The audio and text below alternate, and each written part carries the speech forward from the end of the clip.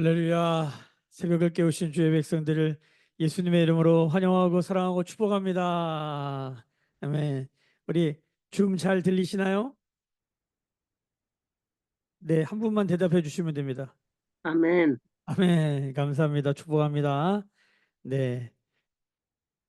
예레미야 48장을 묵상하고 있습니다. 예레미야가 52장까지 있는데 맨 마지막 부분입니다. 이 맨 마지막 부분에 하나님은 어떤 하나님이십니까? 하나님은 한 나라나 민족의 민족신이 아닙니다. 그렇죠? 하나님은 나의 하나님, 우리의 하나님이시지만 나의 하나님만이 아니십니다. 한 나라의 민족신이 아닙니다. 우리 이스라엘의 민족신을 섬기는 것이 아닙니다. 이 하나님은 온 열방의 모든 민족과 각 나라와 족속과 방언과 백성에서 모든 사람들에게 경배받으시기에 합당하신 분이십니다. 그래서 우리가 믿는 하나님은 그 창조의 하나님, 그 구원의 하나님은 열방의 하나님이다. 온 세계의 하나님이시다. 모든 나라와 민족의 하나님이시다. 여러분 이것을 믿는 것이 참된 기독교 신앙인 줄로 믿습니다. 아멘, 아멘. 예레미야 끝부분에 하나님은 어떤 분이시냐? 이스라엘에만 관심이 있는 게 아니에요. 애굽에도 관심이 있으시고 바벨론에도 관심이 있으시고 이 이스라엘을 중심으로 왼편이 지중해, 지도를 보신 분들은 기억하시겠지만 왼편이 지중해잖아요. 근데 오른편에 보면은 이 이제 이스라엘로 들어가는 땅, 이 팔레스타인, 가나안 땅으로 들어가는 이 골목, 이 길목에 그 유명한 암모에 한번 따라해 볼까요? 암모에, 암모니아 생각하세요. 암모에, 이게 순서예요. 그러니까 이스라엘이 이 출애굽하여 가지고 광야를 지나서 이 가나안 땅, 하나님의 약속의 땅으로 들어가는 과정에 만나는 민족이 암모에, 위 암몬, 모압, 에돔이에요. 그렇죠? 이렇게 들어가는 거예요. 그 중간에 모압이라는 민족이 있어요. 나라가 있는데 이 모압이 이스라엘의 친척입니다. 누구냐? 아브라함과 롯 얘기하잖아요. 롯이 소돔과 고모라에 갔던, 그렇죠? 그 소돔과 고모라에 성경에 보면 소돔과 고모라에 고통받는 의인이라고 베드로 후서 2장 7절에 보면 롯이 우리는 에휴 소돔 고모라 가지고 아내 죽고 아내가 소금 기둥 되잖아요. 겨우 구원받아 가지고 우리가 롯을 욕하지만 롯은 성경이 의인이다 이렇게 말합니다. 의인인데 소돔과 고모라에 사는 의인이야.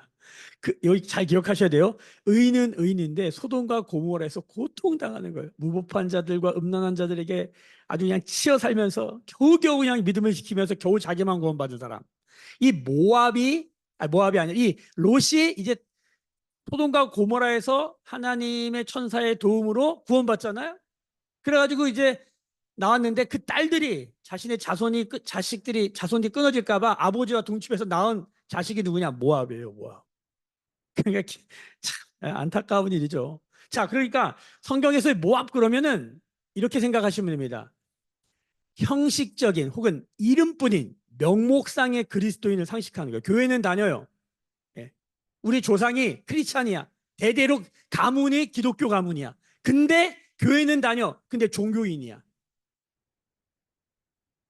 예. 이런 사람들 엄청 많은 거 아시죠? 저도 목사 아들인데 목사 아들 친구들이 있단 말이에요. 목사 아들인데 예수 안 믿는 사람들이 있을까 없을까요? 있어요. 교회는 다녀요. 막상 들어가서 마음을 열어봤더니 예수님을 안 믿어. 아버지가 목사라고 자식도 믿음이 있을까요? 만만의 콩떡입니다. 여러분 착각하면 됩니다. 믿음은 혈통이나 육신으로 전달되는 게 절대 아닙니다. 물론 아버지가 목사님이고 아버님이 장로님이고 뭐 어머니가 권사님이고 그러면은 아무래도 신앙에 좋은 영향을 받을 수 있지만 여러분 하나님과 나와의 관계 구원은 철저히 개인적입니다. 혈통이나 육신이나 가문이나 유전으로 되는 게 아닙니다. 오직 믿음으로 구원받는 줄로 믿습니다. 그래서 여러분 각자가 하나님 앞에 설 줄 알아야 돼요. 코람데오. 그 하나님 어떤 하나님이냐? 열방의 하나님, 나의 하나님, 이스라엘의 하나님만이 아니라 모압에게도 관심 있으신 열방의 하나님이시다. 이걸 기억해야 된다는 거예요. 이 모압, 형식적인 그리스도인들, 이 모압을 하나님이 포기하지 아니하시고 명목상의 그리스도인들을 포기하지 아니하시고 종교 기독교인, 교회는 다녀 믿음은 없어. 교회는 다녀 하나님은 몰라. 교회는 다녀 하나님의 일에는 관심이 없어. 성경은 이것을 모압의 죄다 이렇게 말합니다. 모압의 죄. 자, 모압의 죄가 뭐냐? 어제 48장 10절을 보겠습니다. 48장 10절. 다 같이 한 목소리로 읽어보겠습니다. 어제 말씀이에요. 모압의 첫 번째 죄. 자, 10절 읽습니다. 시작. 여호와의 일을 게을리하는 자는 저주를 받을 것이요 자기 칼을 금하여 피를 흘리지 아니하는 자도 저주를 받을 것이로다. 자, 이게 무슨 소리냐? 여호와의 일이 뭐냐? 요 본문 7절에 보면 48장 7절에 보면 내가 내 업적과 보물을 의뢰함으로 너도 정복당할 것이다. 그리고 금오스를 섬기고 있다. 자, 우상 숭배하는 거거든요. 자, 하나님의 일을 게을리한다는 건 이 예레미야 말씀에서는 업적과 보물을 의뢰한다. 이 업적이 뭐냐면 능력주의예요. 이 자본주의가 무슨 사회예요? 능력주의 세상이에요. 능력이 있어서 돈을 많이 벌면 잘난 사람이고 능력이 없어서 돈을 못 벌면 못난 사람이야. 그러니까 옛날에 신분 사회에서 신분의 계급이 있었잖아요. 쌍놈이 있고 양반이 있고 귀족이 있고 왕이 있고 그리고 백정이 있었어요. 백정. 불가촉 천민 같은 거죠. 이 신분 사회. 부모님이 백정이면 태어나자마자 그 사람의 능력과 상관없이 백정이 되는 거예요. 얼마나 비참해요. 똑똑하냐 잘생겼냐 키가 크냐 아무 소용없어. 쌍놈으로 부모님이 쌍놈이면 나는 쌍놈이야. 부모님의 혈통을 따라 나의 신분이 결정돼. 그게 나의 삶의 질이에요.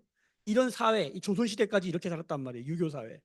여기에 반발하여 그렇죠? 여기 때 기독교가 더 나라가 바뀌면서 이때 기독교가 먼저 들어오지 않고 뭐가 먼저 들어왔냐면 세속주의가 먼저 들어왔어요. 세속주의가 들어오면서 지금 우리가 신자본주의, 무한 경쟁의 이 시대에 살고 있잖아요. 이 신자본주의, 무한 경쟁 시대의 핵심이 뭐냐? 신분주의를 철폐하고 뭐가 된 거예요? 능력주의가 된 거예요. 그렇죠? 얼마나 좋아요. 와, 이제는 능력에 따라 사람을 판단하는 거예요. 능력에 따라. 능력 있으면 보상을 해주고 능력이 없으면 도태되는 거예요. 그러니까 공부하는 이유, 우리가 돈 벌어야 되는 이유, 이게 다 능력주의 때문이에요. 그러니까 요즘은 능력이 뭡니까? 능력은 뭐 외모가 능력일 수도 있고 지식이 능력일 수도 있고 키가 능력일 수도 있고 학력이 능력일 수도 있고 재력이 능력일 수도 있죠. 이런 게 중요한 시대가 된 거예요. 근데 하나님이 이 모압에게 너희 그것 때문에 망한다는 거예요. 네. 어제 어떤 분이 저에게 이지영이라고 하는 일타 강사 그 영상을 보라고 해서 제가 알고 있었는데 한번 다시 봤어요. 근데 제가 다른 영상도 봤는데 세상에 1년에 100억 한 사람이 100억을 넘겨버려. 선생님이.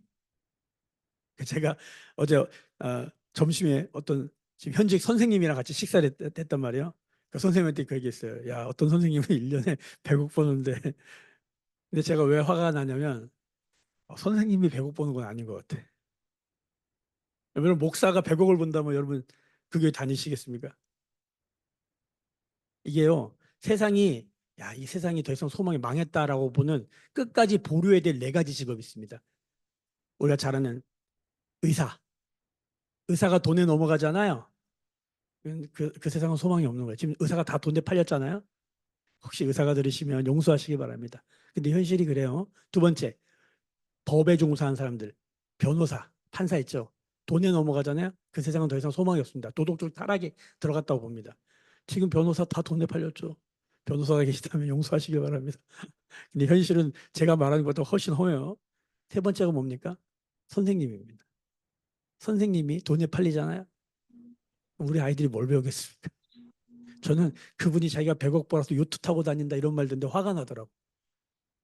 네 번째가 뭐냐면 목사예요. 성직자가 돈에 넘어가잖아요. 세상은 도덕적 윤리적으로 끝났다고 보는 거예요.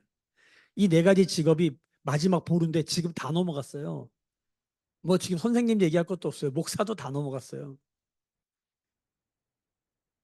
여러분 모압이 뭐 때문에 하나님의 저주 심판 메시지를 받냐면 업적과 보물의 능력, 업적이 능력주예요. 그리고 보물, 자본에 넘어간 거야 다.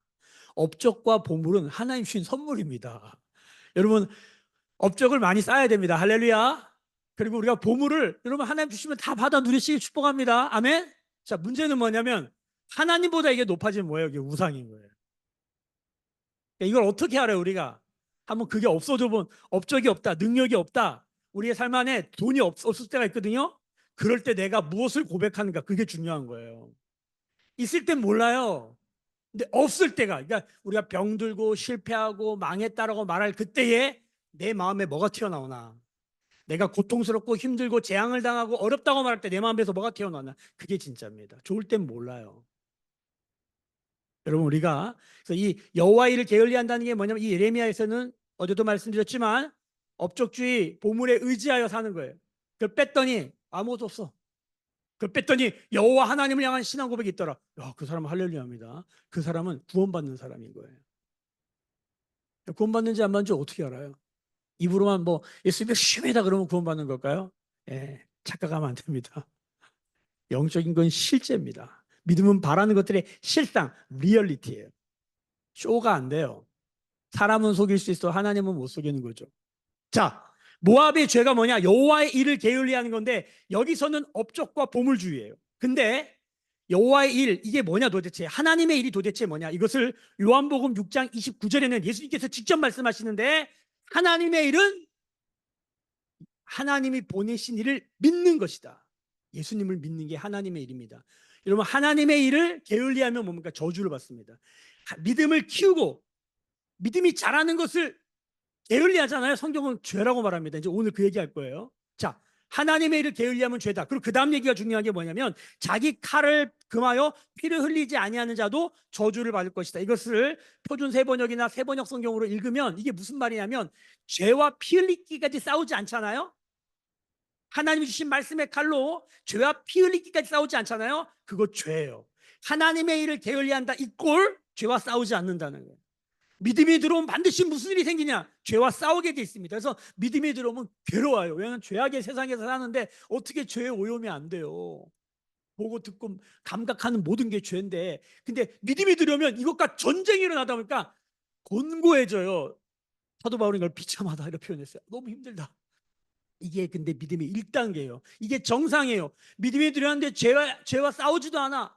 양심의 가책도 안 느껴. 아무 일도 안 일어나. 이거는 성경이 뭐라고 그러는 줄 아세요? 하나님의 일을 게을리하는 것이다, 이렇게 말하는 것이. 이게 모압의 죄예요. 명목상의, 형식상의, 종교적 그리스도인으로 살면 이런 일이 일어난다는 거예요. 자, 그리고 나서 오늘 말씀에 이게 모압의 첫 번째 죄예요. 하나님의 일을 게을리하고 죄와 싸우지 않는 거. 그런데 두 번째 죄가 뭐냐? 11절입니다. 오늘 말씀 11절 다시 읽겠습니다. 시작. 모압은 젊은 시절부터 평안하고 포로도 되지 아니하였으므로 마치 술이 그 찢기 위해 있고 이 그릇에서 저 그릇으로 옮기지 않은 같아서 그 맛이 남아있고 냄새가 변하지 아니하였도다. 자, 이게 무슨 소리냐? 이거를 술 담는 거에 비유를 한 거예요. 여러분, 술을 담그면 이스라엘 술 담는 건 우리나라 막걸리랑 비슷하다고 생각하시면 돼요. 제가 술을 안 먹어가지고 자세히는 모르겠지만 술을 이렇게 숙성시키는 거예요. 자, 그런데 숙성이 안 된 건 어떤 거냐면, 자, 여기 컵이 있다고, 투명 컵이 있다고 보세요. 투명 컵이 있는데 여기다 뭘 넣어놨어. 근데 찌꺼기가 여기 다 가라앉아 있어. 여기 가라앉아 있어. 여기가 위에가 맑아. 숙성되지 않고 이 상태로 가만히 있는 거예요. 그래서 이 모압이 어떤 상태냐면 평안하고 포로로 되지 않냐고 고생을 하나도 안 해본 거예요. 제가 보는 요즘 세대가 위험한 이유가 이겁니다. 고생을 하나도 안 해봐가지고 찌꺼기가 다 밑에 가라앉아 있고 위에는 맑은 맛을. 이거 보면은 애들이 해맑아. 애들이 너무 맑고 너무 깨끗하고 너무 좋아. 근데 이 사람 안에 죄성이라는 게 찌꺼기가 이 안에 다 있거든요. 근데 이게 고난을 당하잖아요. 이렇게 생각하시면 돼요. 양동이가 있는데 이 찌꺼기가 밑에 있어요. 근데 발로 한번 차보세요. 그럼 밑에 있는 게 우르르 올라오잖아요. 여러분, 이게 은혜입니다. 이게 죄로 드러나고 우르르 올라오잖아요. 이게 사람이 고통당하고 힘들고 괴로우면 이거 확 올라오거든요. 스트레스 압박받으면 확 올라오거든요. 관계에 찔리면 확 올라오거든요. 이게 올라오면 죄를 토할 수 있는 절호의 기회예요. 현상이 나타나기 때문에. 근데 문제는 뭐냐면, 이 모압의 죄는 뭐냐면, 그게 밑에 다 가라져 있는데 위는 말짱한 거야. 이게 제일 위험한 상태입니다. 연약함이 드러나고 죄가 드러나는 게 성경이 뭐라 그러냐면 은혜라고 그래요. 이게 참 어려운 얘기인데 실제예요. 제가 목회를 하다 보니까 어떤 사람 보냐면, 제가 형제들을 볼 때 아주 나이스해. 너무 젠틀해. 근데 속이 음흉해. 속을 모르겠어. 근데 어떤 사람들이 있냐면 아주 연약해. 죄가 다 들었는데 그게 다야. 어떤 말을 하는데 그게 다야. 액면가 그대로예요. 이런 사람들은요, 참 쉽습니다. 어렵지가 않습니다. 좀 거칠고 험해도 그게 다기 때문에. 근데 어떤 사람이 어렵냐면 마음이 하나도 안 보여. 뭘 생각하는지 모르겠어. 그래서 잠언에 보면 사람의 마음에서 우물을 길어내는 사람이 지혜로운 사람이라고 했거든요. 사람의 마음에서 우물을 길어내는 게 지혜를 많은 사람이 착각하는데 그 본문을 오해하고 있는데 지혜를 끌어낸다고 생각하는데 아닙니다. 사람의 마음 안에 뭐가 있을까요? 만물 중에 가장 심히 부패한 게 뭐라고요? 예레미야 말씀에 사람의 마음이에요.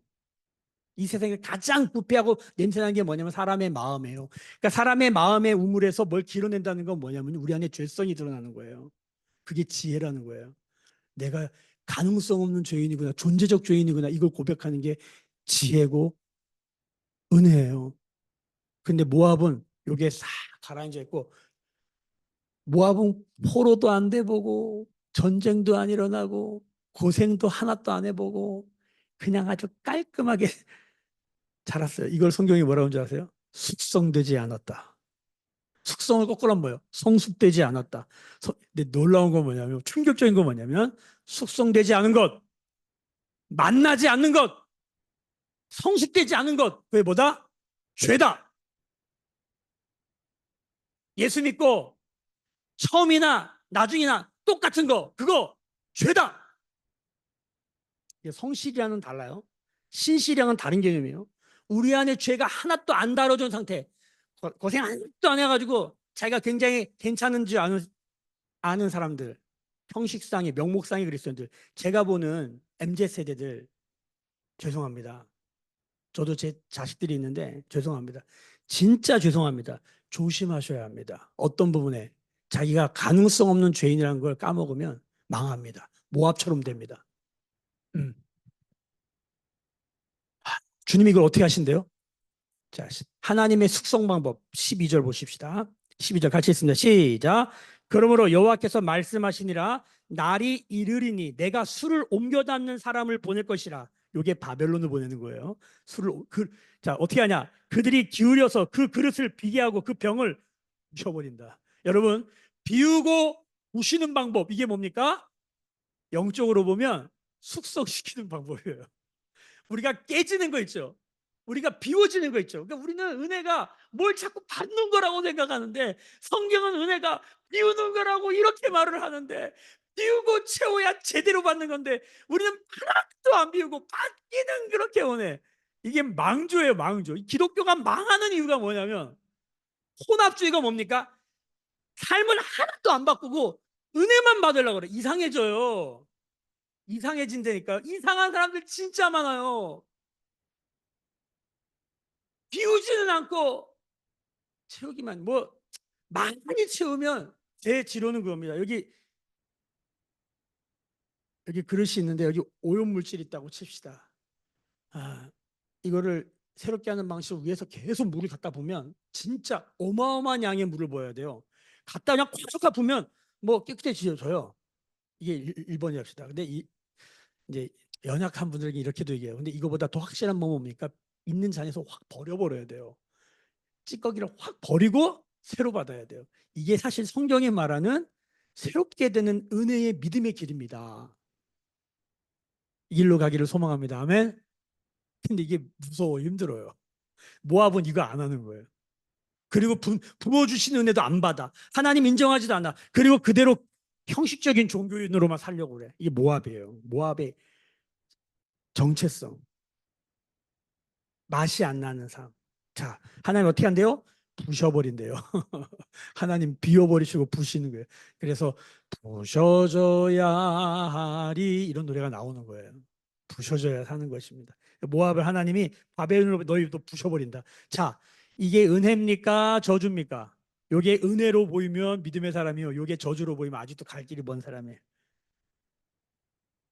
자, 13절 보세요. 이스라엘 집이 베델을 의뢰함으로 수치를 당한 것 같이 모압이 그못으로 말미암아 수치를 당하다. 이게 영적인 모양이에요. 자, 결론은 뭐냐? 이스라엘이 베델에서 뭘 섬겼냐? 하나님을 섬겨야 되는데 잘 들으셔야 돼요. 이스라엘이 하나님의 백성이 베델, 벳엘, 베트가 이 집이란 뜻이에요. 베들레헴, 빵 굽는 집, 베트. 베다니, 가난한 사람들의 베트, 집, 베트. 이 베자가 집이란 뜻이에요. 벳엘이 뭐냐? 엘로힘, 하나님, 하나님의 집. 베델이 하나님의 집인데, 자, 하나님의 사람이 하나님의 집에서 뭘 하냐면 금송아지를 섬겨요. 이게 북이스라엘이 망한 원인이에요. 껍데기 있는 크리스찬인데 안에 들어갔더니 금송아지, 알과 아세라 섬겨. 이스라엘이 왜 수치를 당했다고요? 형식으로는 크리스찬인데 속에는 뭐예요? 능력주의, 자본주의, 돈, 쾌락, 음란 뭐 이런 거 섬기고 있는 거예요.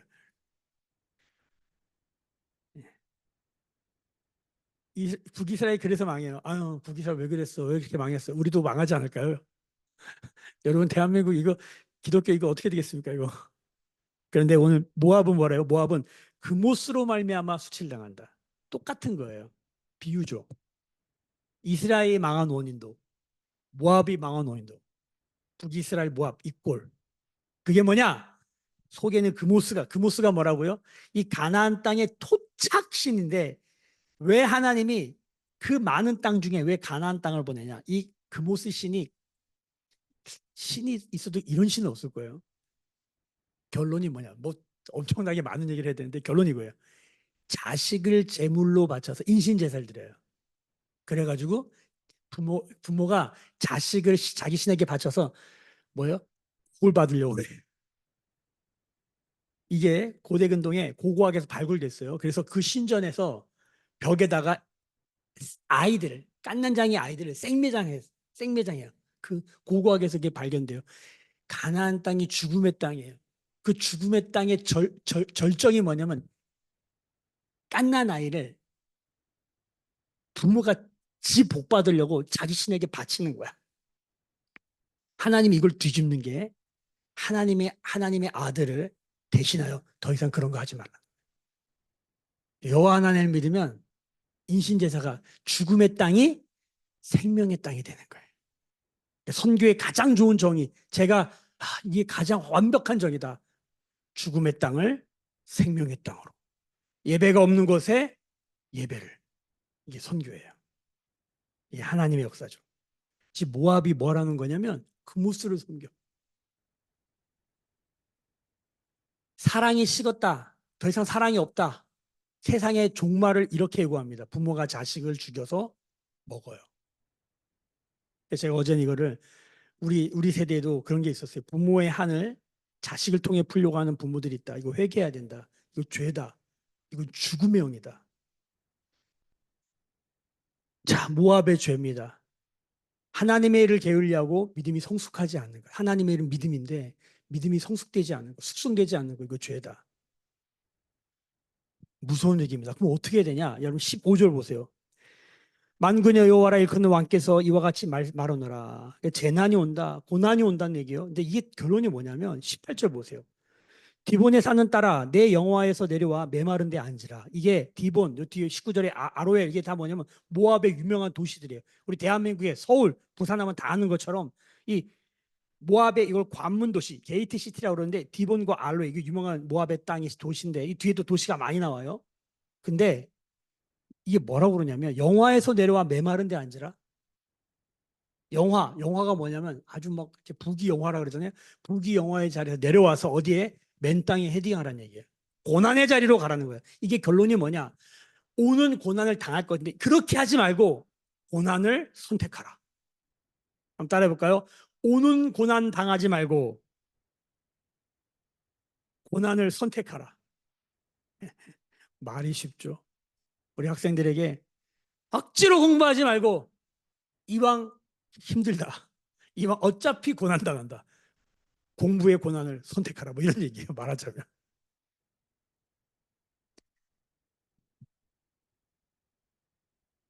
저도 설교를 하지만 쉽지 않습니다. 고난이 오면은 오는 고난을 당하는 걸 불세례라고 합니다. 불세례. 고난이 오면 어쩔 수 없습니다. 전쟁이 일어난다. 내가 뭐 잘못했으니까 전쟁이 일어나는 거 어떡합니까? 저도 어렸을 때 부모님이 교통사고로 돌아가셨어요. 아버지가. 제가 뭐 잘못했습니까? 한참 동안 그런 죄책감에도 시달렸지만 지나고 보니까 내가 뭘 잘못해요. 아버지가 돌아가셔서 그런 일이 일어나면 어떻게 돼요? 그럼 당하는 거예요, 그냥. 어려워요. 너무 어려워요. 고난 그냥 수동적으로 당할 수밖에 없는 고난을 우리가 불세례라고 그래요. 인생에 그런 일이 일어난다 안 일어난다? 일어납니다. 병에 걸리고 싶은 사람이 어디 있습니까? 걸립니다. 결론 최종적으로 죽고 싶은 사람이 어디 있습니까? 다 죽을까 봐 힘든 건데.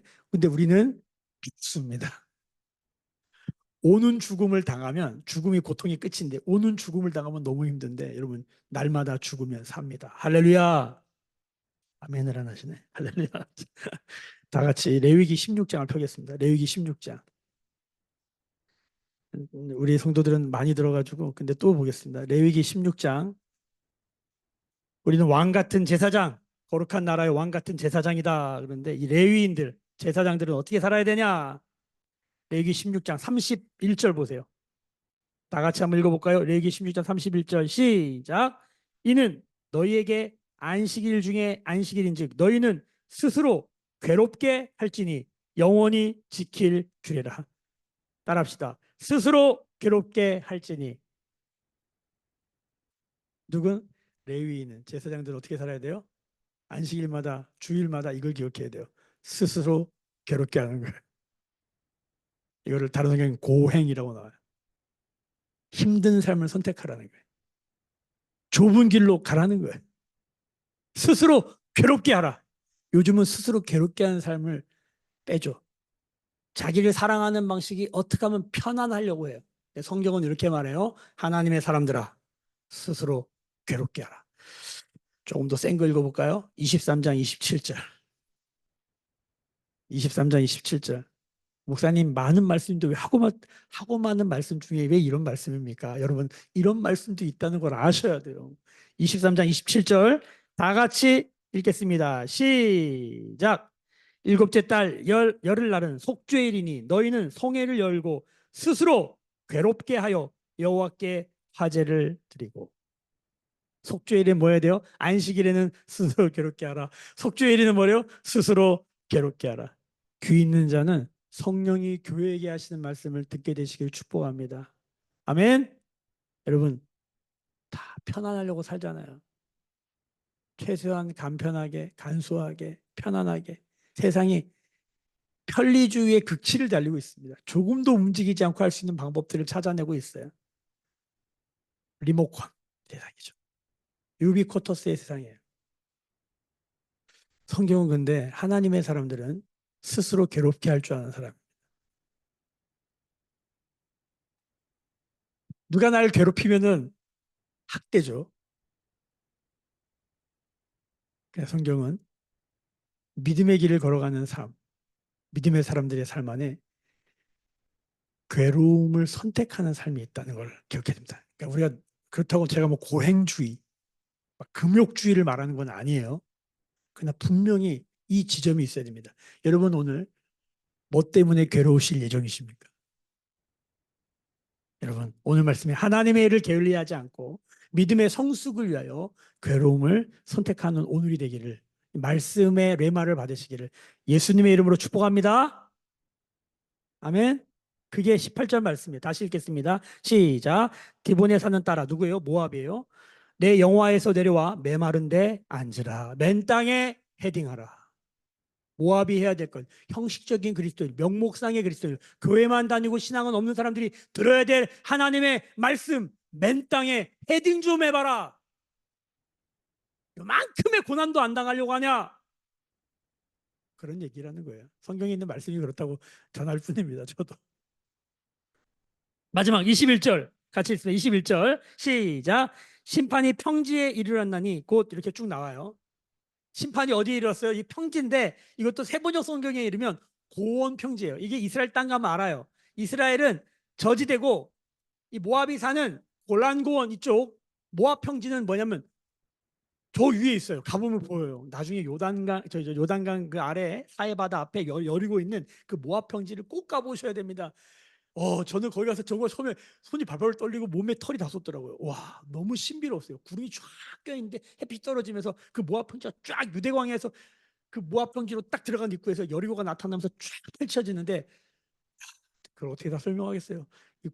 여기 높은 산지에 있는 평지. 그러니까 모압이 거기 살았거든요. 그러니까 하늘 높은 줄 모르고 자기가 제일 높은 줄 알고 교만하게 살다가 하나님이 그걸 다 평지를 만들어 보고 내일은 그 얘기예요. 여러분, 성경은 이렇게 말합니다. 베드로전서 5장 빨리 펴겠습니다. 베드로전서 5장. 베드로전서 5장 빨리 펴겠습니다. 5장 7절 같이 읽습니다. 베드로전서 5장 자 6절 같이 읽습니다. 시작. 그러므로 하나님의 능하신 손 아래에서 겸손하라. 때가 되면 너희를 높이시리라. 아멘. 아멘. 자, 그러니까 우리가 믿음의 고난, 믿음으로 스스로 괴롭게 하는 건 뭐예요? 스스로 겸손하게 사는 삶이에요.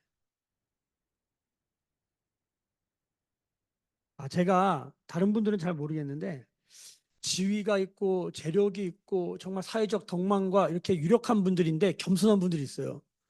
제가 그런 분들을 보면 꼭 이런 말이에요. 예수님 닮으셨네요. 저분들은 권세를 부려도 되고 잘난 체도 됐는데 절대 잘난치 않고 오히려 더 겸손하게 사시는 분들. 제가 영적인 스승으로 그게 나이와 직분과 상관없이 그런 모습이 보일 때 저는 참 겸손해지더라고요. 저도 그분 앞에서 머리를 조아리게 되더라고요. 여러분, 우리가 그런 영향력 있는 삶 되기를 소망합니다. 아멘. 아멘. 낮은 자존감들은 자꾸만 자기를 높이려고 그래요. 근데 정말 자존감이 건강한 사람들은 겸손해도 나는 나기 때문에 걱정을 안 합니다. 그래서 이 베드로전서 5장은 걱정하지 마라, 염려하지 마라, 이 말 되게 많이 해요. 이게 자존감이랑 연결돼 있어요. 여러분, 건강한 자존감, 자신감을 가지시기를 축복합니다. 여러분, 겸손하십시다. 겸손하면 하나님 말씀하시면 때가 되면 다 하나님이 알아서 높여준대요. 하나님이 낮추실 때는 바짝 엎드려 낮추는 거예요. 그러니까 요즘 10대들 잘 들으셔야 돼요. 요즘 10대들 제로온 베이스 뭐라 그래야 돼? 이런 거 있잖아요. 요즘 애들은 이 아이돌의 세상 아닙니까? 어떻게든 스스로 자기 PR, 자기 브랜드화, 자기를 높여야 사는 세상이기 때문에 거기에 올인되어 있어요. 여러분, 이럴 때 세상과 거꾸로 가는 한 놈이 나타나야 돼요. 믿음의 사람이 나타나요. 스스로를 괴롭게 하는 사람. 뭐냐면 겸손의 길로 가는 사람이 나타나야 돼요. 그 한 사람이 이 땅의 10대들을 구원하는 하나님의 리더가 될 줄로 믿습니다. 정리합니다. 하나님의 일은 믿음이다. 믿음을 게을리하는 것은, 성숙하지 않은 것은, 숙성되지 않은 것은 죄다. 우리의 삶 안에 우리를 뭐가 찌르고 막 이렇게 괴롭혀서 우리한테 뭐가 확 올라온다. 은혜로 받아라. 그때가 죄를 토할 때다. 고난의 축복인 줄로 믿습니다. 아멘. 그래서 이 스스로를 괴롭게 하는 고난의 삶으로 간다는 건 뭐냐? 겸손한 삶으로 가는 것인 줄로 믿습니다. 오늘도 말씀 붙들고, 여호와의 말씀 붙들고 승리하는 하루가 되시길 예수님의 이름으로 축복합니다. 기도하겠습니다. 지금은 우리 주 예수 그리스도의 은혜와 하나님 아버지의 크신 사랑하심과 성령의 감화 감동 충만케 하시며 믿음의 성숙을 가져다 주시는 성령의 기름 부으심이 오늘 묵상하며 기도하며 예배하는 주의 백성들의 머리 위에, 그들의 삶과 가정과 생업과 일상과 일터 위에, 매일 교회와 조국 교회와 열방에 나간 선교사님들 위에, 믿음으로 살기를 소망하는 믿음의 10대들 위에 지금부터 영원까지 함께 계실지어다. 아멘. 주의 영광 이곳에 가득해 우린 선의 주님과 함께 찬양하며 우리는 전진하리 모든 열방 주 볼 때까지. 오늘도 주신 말씀 붙들고 믿음으로 살기를 소망합니다. 소망으로 살기를 원합니다. 주여, 오늘도 믿음의 성숙에 이르는 겸손의 길로 가는, 스스로를 괴롭게 하는 그 믿음의 길로 가도록 붙들어 주시옵소서. 우리 자녀들과 가정과 교회 안에 이 믿음의 사람들이 일어나게 하여 주시고, 각 세대마다 하나님의 믿음의 사람들, 모압의 요소를 제거하고 하나님의 백성답게 살아가는 믿음의 삶이 회복되게 하여 주시옵소서. 우리 한 가지 기도 제목 붙들고 마음껏 기도하시고 자유롭고 은혜롭게 흩어지시기를 축복합니다. 다 같이 부르짖어 기도하실 때에 교회를 위하여 기도해 주시고, 수련회를 위해서 기도해 주시고, 수련회 강사를 위해서도 우리 오준 목사님 회복 강의 하시는데 기도해 주시길 부탁드립니다. 다 같이 부르짖어 기도하십니다. 주여